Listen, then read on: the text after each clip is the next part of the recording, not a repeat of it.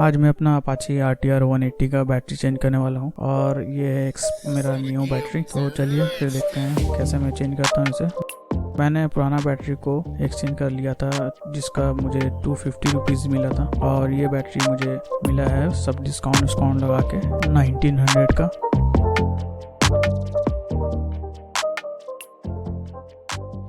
मेरे पास कोई टूल्स नहीं है बाइक का, क्योंकि टूल्स जो था वो मेरा एक दोस्त लेकर के गया हुआ है, तो इसलिए मैं इसे हाथ से और फिर प्लास से भी फिट कर दिया हूँ।